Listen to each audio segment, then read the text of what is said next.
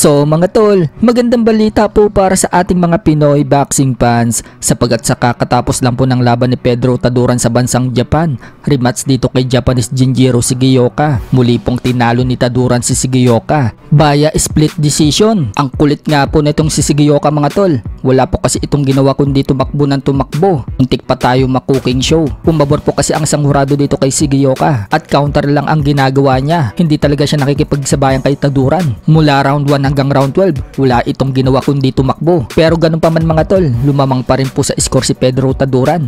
Kaya nakuha niya ang panalo via split decision. Dahil sa panalo ni Taduran, nadepensahan po niya ang kanyang IBF Minimum World Title. Umabante na po ang record ni Taduran sa 18 wins and 4 losses and 1 draw. Habang yan na po ang pangalawang talo ni Shigeoka, bumagsak po ang record niya sa 11 wins and 2 losses. Sa ibang banda naman mga tol, nagsalita po ang kaibigan ni Manny Pacquiao at dating world champion na si Jerry Peñalosa sa pagbabalik ni Manny Pacquiao sa boxing kalaban ang mas bata at kampiyon na si Mario Barrios na magaganap na sa July 19 sa Las Vegas. Wika nga po ni Peñalosa mga tol nang ma-interview siya ni JM Siasat sa channel ng Sparring Session by JM Siasat. Excited umano si Peñalosa mga tol sa pagbabalik ni Manny Pacquiao sa ring. Kilala daw natin na grabe daw mag-ensayo si Manny Pacquiao. Paano pa daw kaya sa laban? Pero hindi daw sure si Peñalosa mga tol kung lalabas pa daw sa katawan ni Manny Pacquiao yung gusto nitong mangyari dahil 46 na daw si Manny Pacquiao. Pero quiet confident daw siya na si Pacquiao daw ang magiging oldest welterweight world champion o kaya naman always among champion. Si George Foreman daw kasi 45 na maging world champion. Si Pacquiao kung manalo daw dito kay Barrios sa edad na 46, mas matanda daw si Manny Pacquiao na magiging world champion.